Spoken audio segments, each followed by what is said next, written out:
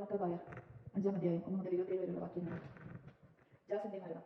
ഇക്കാലത്ത് അന്ത്യോസ് രണ്ടാമതും ഈജിപ്തിനെ ആക്രമിച്ചു. ജെറുസലേം നഗരത്തിന് മുകളിൽ 40 ദിവസം പ്രശ്നമുണ്ടായി. സുവർണ്ണ കവചം ധരിച്ച അശ്വസേന കുന്തങ്ങളും ഊരിയ വാളുമേന്തി ആകാശത്തിലൂടെ സംഘങ്ങളായി പായുന്നത് ദൃശ്യമായി. കുതിരപ്പട അണിനിരുന്നു. ആക്രമണനും പ്രത്യാക്രമണനും എല്ലായിടത്തും പരിചകൾ വീശി. കുന്തങ്ങളും ശൂലങ്ങളും ചുഴയെത്തിയറിഞ്ഞു. സ്വർണ്ണ ഭൂഷണങ്ങൾ തിളങ്ങി, പടച്ചട്ടകൾ മിന്നി. ആ ദൃശ്യം ശുഭശുഭമായി തീരാൻ എല്ലാവരും പ്രാർത്ഥിച്ചു. അന്ത്യോക്കസ് അന്തരിച്ചു എന്നൊരു വാദ്യശ്രുതി പരന്നു. ജാസർ 1000-ൽ കുറയാത്ത സൈന്യത്തെ ശേഖരിച്ച് നഗരത്തിൽ മിന്നലാക്രമണം നടത്തി. അവർ കോട്ടയിൽ സ്ഥാനമുറപ്പിച്ചു. സേനയെ തോൽപ്പിച്ച നഗരം പിടിച്ചടക്കി. മെനേലാവൂസ് കോട്ടയിൽ അഭയം തേടി. ജാസർ സഹപൗരന്മാരെ ഇടപെടാതെ കൊന്നൊടുക്കി. സ്വജനങ്ങളെ വധിച്ച് നേടുന്ന വിജയം ഏറ്റവും വലിയ നിർഭാഗ്യമാണെന്ന് അവൻ മനസ്സിലാക്കിയില്ല. ശത്രുക്കളുടെ മേലാണ് സ്വജനത്തിന്റെ മേലല്ല വിജയക്കൊടി നട്ടുന്നതെന്നും അവൻ സങ്കല്പിച്ചു. പക്ഷെ ഭരണം കൈക്കലാക്കാൻ അവന് കഴിഞ്ഞില്ല. ഉപജാപം കൊണ്ട് അപമാനം മാത്രമേ നേടാൻ കഴിഞ്ഞുള്ളൂ. അവൻ അമോര്യരുടെ ദേശത്തേക്ക് വീണ്ടും പലായനം ചെയ്യേണ്ടി വന്നു. അവന്റെ അവസാനം അതിദയനീയമായിരുന്നു. അറൈത്താസ് എന്ന അറബി രാജാവിന്റെ മുൻപിൽ അവനെതിരെ കുറ്റം ആരോഗ്യപ്പെട്ടു. ജനങ്ങളാൽ അനുധാവനം ചെയ്യപ്പെട്ട് അവൻ നഗരത്തിൽ നിന്ന് നഗരത്തിലേക്ക് പലായനം ചെയ്തു. നിയമലംഘകനായ അവനെ സർവ്വരും വെറുത്തു. സ്വരാജ്യത്തിന്റെയും സഹോദരരുടെയും ഘാതകനായ അവന്റെ നേരെ എല്ലാവരും അറപ്പ് തോന്നി. ഒടുവിൽ അവൻ ഈജിപ്തിലേക്ക് നിഷ്കാസിതനായി. സ്പാർത്താക്കാരുമായുള്ള ചർച്ച നിമിത്തം അവിടെ അഭയം ലഭിക്കുമെന്ന് പ്രത്യാശിച്ച് അങ്ങോട്ടവൻ കപ്പൽ കയറി.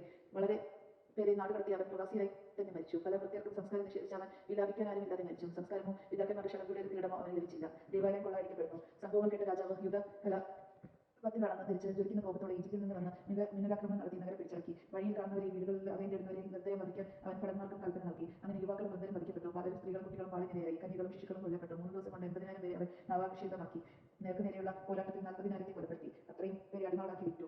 ഇതുകൊണ്ട് തൃപ്തിയാകാത്ത അന്ത്യോസ് നിയമം ലംഘകനും രാജദ്രോഹിയുമായ മെലൂനാസിന്റെ സഹായത്തോടെ ലോകത്തിലെ ഏറ്റവും പരിശുദ്ധമായ ദേവാലയത്തിൽ പ്രവേശിക്കാൻ ധൈര്യപ്പെട്ടു. അവൻ തന്റെ മലിനകരം കൊണ്ട് വിശുദ്ധ പാത്രങ്ങൾ എടുത്തു. വിശുദ്ധ സ്ഥലത്തിന്റെ മഹിമയും പൂജ്യതയും വർദ്ധിപ്പിക്കാൻ രാജാക്കന്മാർ അർപ്പിച്ചിരുന്ന സൗഫീഷ്ട കാഴ്ചകൾ പക്കിലക്കരങ്ങളാൽ അവൻ തൂത്തുവാരി. നഗരവാസികളുടെ പാവനിമിത്തം കർത്താവ് അല്പനേരത്തേക്ക് കുപിതനായി സ്ഥലത്തെ അവഗണിച്ചതാണെന്ന് അഹങ്കാരത്തള്ളലാൽ അന്ത്യോസിന് ഗ്രഹിക്കാനായില്ല. അവൻ അനവധി പാവങ്ങളിൽ മുഴുകിയിരുന്നെങ്കിൽ അന്ത്യോസ് വന്നുടനെ കർത്താവ് അവനെ പ്രഹരിച്ച് വേഗത്തിൽ നിന്ന് പിന്തിരിക്കുമായിരുന്നു. അങ്ങനെ ആണല്ലോ പണ്ടല പരിശോധനയിലേക്ക് സെലൂക്യോസ് നയിച്ച ഹെലിയോദോസിന് സംഭവിച്ചത്. കർത്താവ് വിശുദ്ധ സ്ഥലത്തിന് വേണ്ടി ജനത്തെ തിരഞ്ഞെടുക്കുകയില്ല, ജനത്തിന് വേണ്ടി സ്ഥലം തിരഞ്ഞെടുക്കുകയാണ് ചെയ്തത്. അതിനാൽ ജനത്തിന്റെ കഷ്ടതകളിലും ഐശ്വര്യത്തിലും ആ സ്ഥലവും പങ്കുചേർന്നു. സർവശക്തൻ ക്രോധത്തിൽ പുറന്തള്ളി എന്നതിന് മോനകനായ അവിടുന്ന് ജനത്തോട് അനുരഞ്ജനപ്പെട്ടപ്പോൾ അതിന്റെ സർവ്വമഹത്വത്തിലും പുനഃസ്ഥാപിച്ചു.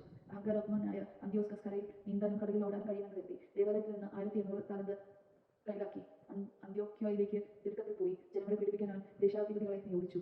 ഫ്രീജിയക്കാരനും സ്വഭാവത്തിൽ തന്നെക്കാൾ കിരാതനുമായ ഫിലിപ്പിനെയും ജെറുസലേമിലും അന്ത്രോനിക്കൂസിനെ ഗരീസിമിലും നിയോഗിച്ചു. അവർക്ക് പുറമെ മെനേലാവൂസിനെയും നിയമിച്ചു. അവൻ മറ്റാരെക്കാൾ കൂടുതലായി സഹപൗരന്മാരുടെ മേൽ സ്വച്ഛതകരം പ്രയോഗിച്ചു. യഹൂദ പൗരന്മാരുടെ നേരെയുള്ള ദുഷ്ടത നിമിത്തം അന്ത്യോസ് പ്രായപൂർത്തിയായ പുരുഷന്മാരെ കൊല്ലാനും സ്ത്രീകളെ ബലാത്കാരക്കാരെയും അടിമകളായി വിൽക്കാനും ആജ്ഞാപിച്ചു. മിസ്രരുടെ നായകനായ അപ്പോളോണിയോസിനെ 20,000 സൈനികരുമായി അയച്ചു. അവൻ ജെറുസലേമിലെത്തി വിശുദ്ധ സാബത്ത് ദിവസം വരെ സംഖ്യം അടിച്ചു കാത്തിരുന്നു. അവൻ യഹൂദർ ജോലിയിൽ വിരമിച്ചിരിക്കുന്നത് കണ്ട് അവൻ സൈനികരോട് ആയുധധാരികളായി അണിഞ്ഞിരുന്ന് നീങ്ങാൻ ആജ്ഞാപിച്ചു. അവരെ കാണാൻ പുറത്താക്കിയവരെ വാളിനിരയാക്കിയതിനു ശേഷം സായുധ ഭടന്മാരോടുകൂടെ അവൻ നഗരത്തിലേക്ക് തള്ളിക്കയറി. വളരെ പേരെ വധിച്ചു. എന്നാൽ യൂദാസ് മക്കബയൂസ് 9 സുഹൃത്തുക്കളുമായി കാട്ടിൽ അഭയം തേടി. മലിനരാകാതിരിക്കാൻ വേണ്ടി കാട്ടു സസ്യങ്ങൾ ഭക്ഷിച്ച് അവൻ വന്യമൃഗങ്ങളെ പോലെ മലകളിൽ